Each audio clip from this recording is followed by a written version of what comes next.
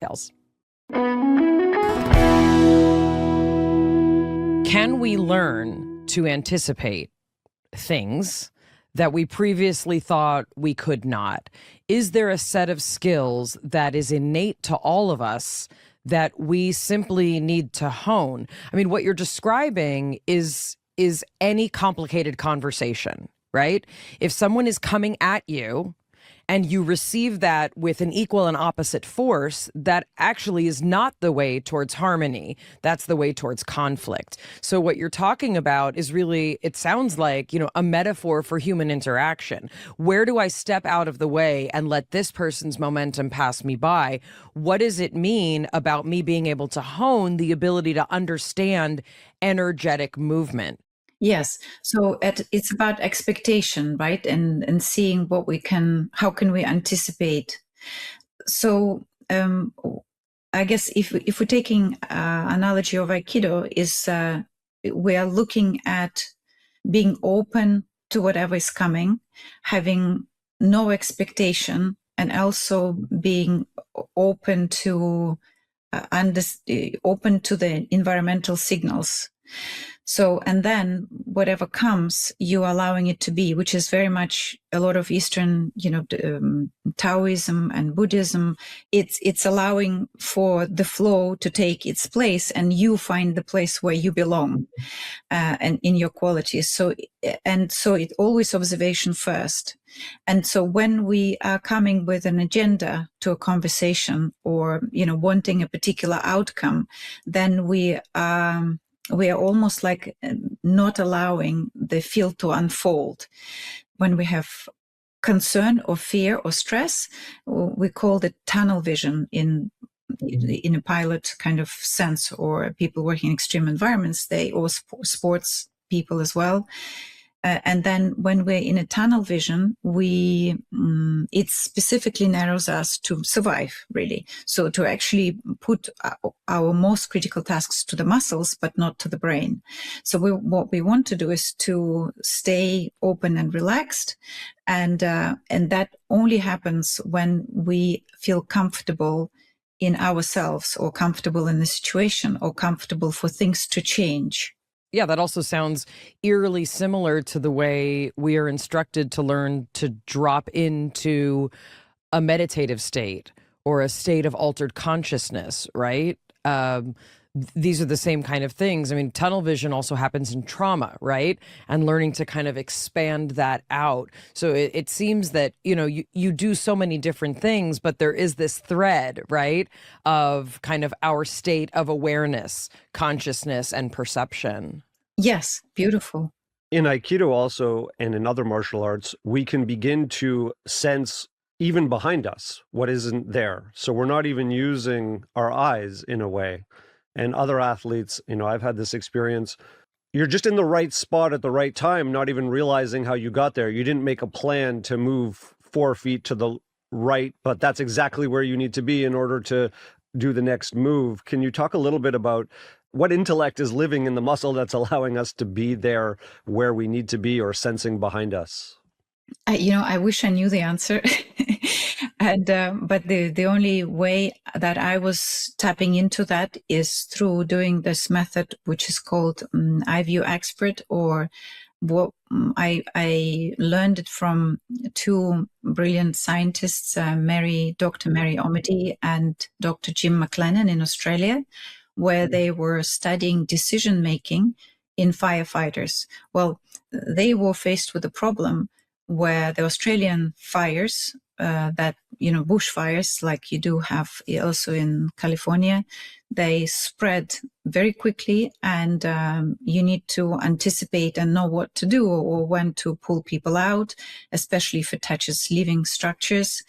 Some of them were really good firefighters, and some would just, literally seconds before, pull the entire crew out of the building before it loses its structural capacity. And how do they know that? How do they know that? Because, they could have stayed there literally a second later and not only not been able to get what they were, I guess, looking for, but they will also lose the crew. So, and when they were doing retrospective interview, which is what we had for a long time in studying decision making and understanding how to teach others, is that when we're faced with other people, we start putting on filters. So I'm speaking with you and I have my understanding, who's sitting in front of me, maybe what you know, or what I think you might be interested in, or who will be watching this. Me not going too far out of what I know, all of these little things that I don't filter, but they are actually veils that are happening. But if I was, for example, describing me, I don't know, cooking, let's say, something very simple, and it's something I do fast, some pancakes or something like that.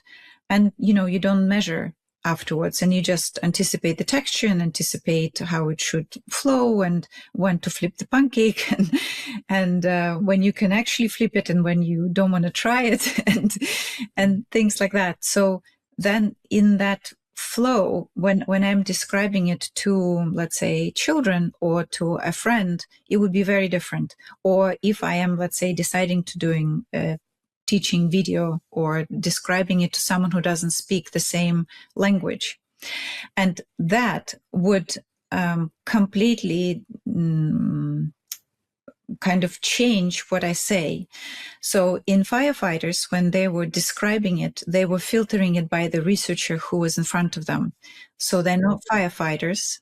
They have no idea what it is to be in that environment. They have no idea the terminology they use, and they have no idea. They don't appreciate the danger, if it makes sense. Not that necessarily, that person would elevate themselves, that they are, superior in any capacity, but so they're being gentle, careful in how they describe, and hence we lost loads of information because they just can't articulate it. So what they've come up with is that to use a footage from the head-mounted camera that will be on the eye level, and they would put it under all of their equipment, which is heat protection and, of course, eye protection. And they would record everything that was happening. And as soon as they came out, and that would be usually training scenarios, they will debrief them by watching the video. And when the person is watching from their own point of view, it's like observer's point of view. And when there is no external view imposed on us, we suddenly remove a lot of filters. So we don't feel that we're being watched and we're literally describing what we're looking at. And suddenly all these veils fell off in terms of, and they're just saying what they're seeing, and we don't need to cue them because our capacity to ask is limited by what we think we need to know. But the whole idea is that we find out what we don't know, but we can't ask the right question. So by having those cues, but also by then learning their terminology, and the more you talk, and that's why I learned to be a pilot, so I have that kind of inner perception of what else I'm looking at and what else they don't need to filter that I don't understand the terminology or I don't understand where they are, what they're doing, and what they're going to do next. And that allowed to find out in this firefighters situation is that they actually lift the protection, that the heat protection from the ears, and they listen to the sound and the wind, the temperature that they sense with their ear. So as soon as there's change in temperature and wind flow, they do a certain action. And that's something they should not do. And they don't, of course, teach newbies, if you wish, because that's dangerous, because that's removing protection. So they would never share that, but the experienced people would do that. And that's something they don't even think about saying. So the idea is, and this is that professional intuition that the people don't even realize that they're doing it. And they only remember doing that by, let's say, they would see the flip of their hand and they'd say, well, what did you do? And they would say, well, I did. And how did you know? Well, I felt. And so how did you feel? And it's that non-judgmental questions that allow just descriptive language and encouragement. And what I found out that people will talk for 5 minutes with a 5-second footage of what actually went through their head. So this opens up, kind of a different set of questions that you're also, really competent to speak to. What you're describing is things that we may not even realize that we're doing that change the perception, really, of the world. So one of the things you talk about with pilots, this notion of spherical awareness, right? That pilots are experiencing space and effectively time, right, in a different way than we are. They're not just sort of thinking forward facing, right? They're seeing and sensing in all these different dimensions. Jonathan and I are particularly interested in different kinds of perception. And what does it mean also to try and put words to some of these kind of phenomenal differences in perception? I wonder if you can use synesthesia as a good way in for us. We've talked about synesthesia as we've had many interesting conversations about acquired synesthesia after a near-death experience. Elizabeth Crone is someone who had a near-death experience, and one of the abilities she came back with was synesthesia. But you've talked about synesthesia as a model for kind of expanded perception. Can you talk about really kind of what it is and what the varieties are and what it can tell us sort of about the human capacity, right, for perceiving things that many of us think are much simpler than they are? Yes. So synesthesia is extraordinary ability to perceive like a cross-modal sensory perception, where it allows you to hear things, but let's say recognize them as color, or see things and feel them in your stomach. And there was a beautiful example of somebody cooking a chicken, and I think they put something pointy into the chicken, and they said, "What? It's 5 points." And says, "Well, what does that mean? That needs another 2 points to cook." But for them, it's that sensation of putting it through the chicken, and also the aroma that came out as they were doing that. And I don't know, all other perception that it says that he could feel inside the body of that it's ready or not, and that's all I've got, so I couldn't pick up of, and the chicken was perfect every time. But it wasn't, I tried, you try to repeat, but because you don't have that experience, but you're trying, I'm interested to perceive to see if I can get into it, but I clearly don't have that cross-sensory perception like that. Most people think of synesthesia as sort of also, with LSD, you get this sort of crossing of modalities. But what you're saying is that synesthesia is any crossed modality. So it could be that sensation. Is this similar to, when people get an ick feeling when they look at certain things? Is that also a form of a difference in perception? You and your neuroscience background, we classically have so many perceptions that are listed in the book, that we teach in biology and in psychology. But actually, we can sense, temperature, we can sense humidity. We've got, kinesthetic sense. We've got the, with our inner ear, variety of sensory perceptions. And so all of that, for some reason, we discount as sensors. But we navigate with them, especially in martial art or in any sports that we do. And, when you're juggling 2 children as well. Well, I was just going to say, these are all times also of, kind of heightened hormonal and endorphin situations, right? A lot of the behavior of new mothers can look very, very much like certain kinds of obsessive compulsive disorder because there's this extreme focus, right? So, and these are all physiologically regulated. So I guess my sort of follow-up question is, what can you offer us regarding abilities that we don't experience with our 5 senses?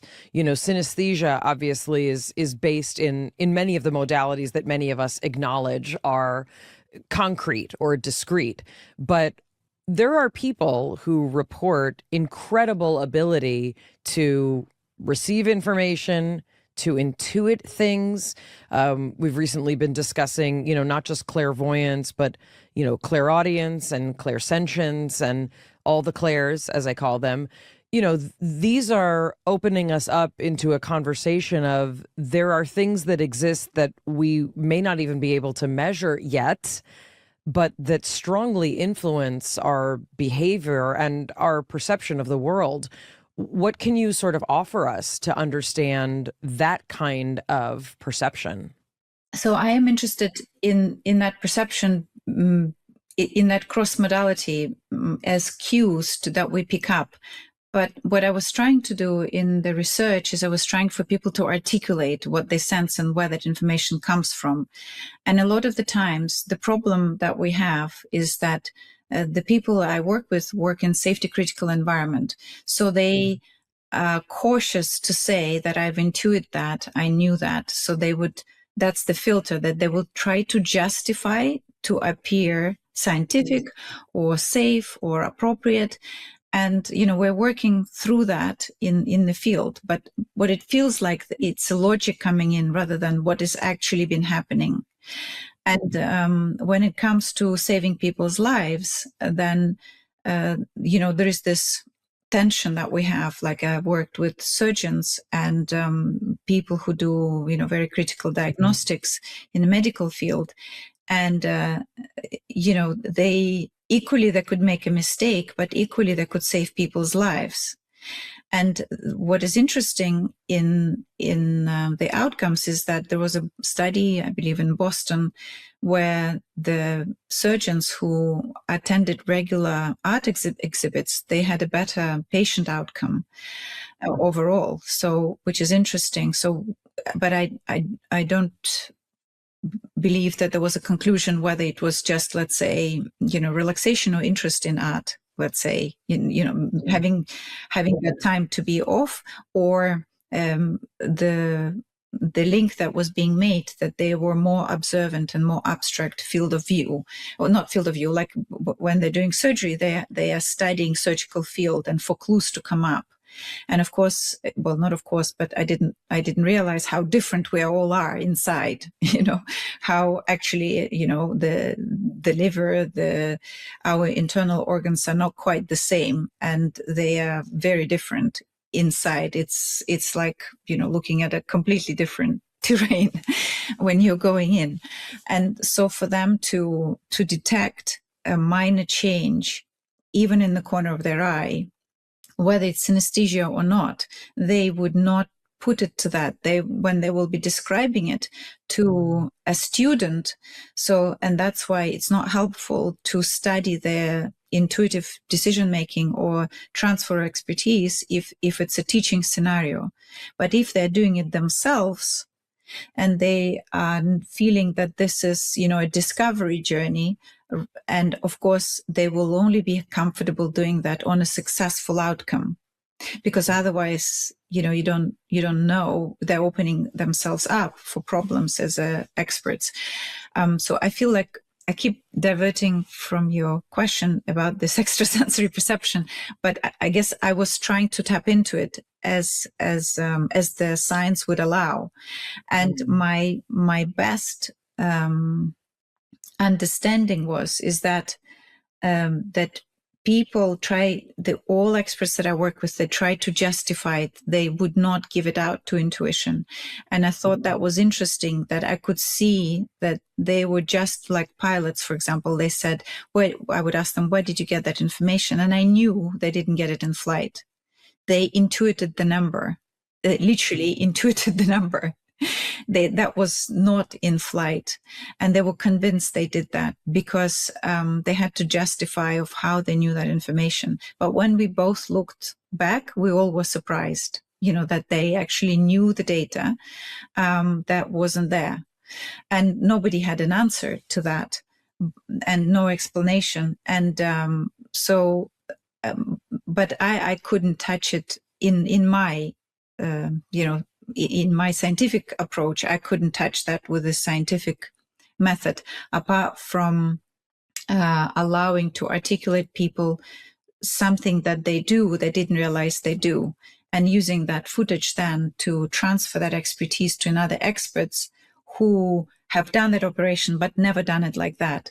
And what we found is that the surgeons were doing things that were not would say not permitted, but were typically not a procedure, and they almost didn't realize they'd done it that way, but it was like a new shortcut that they've developed to allow them to either have a better outcome or quicker outcome, or a new trick, which we know that the outliers, that are the way that you don't do, become, like a new procedure and a new innovation. But I found that they work in such a tight frame where, in a sense, we want innovation, but we don't allow the intuitive knowing to percolate because it's not safe, and they have to do all sorts of procedures which occupy your intuitive mind. Do you remember, like, if you worry about things, you don't have that field of view and perception that allows it for you to create and to intuit it through your other perceptual sensors.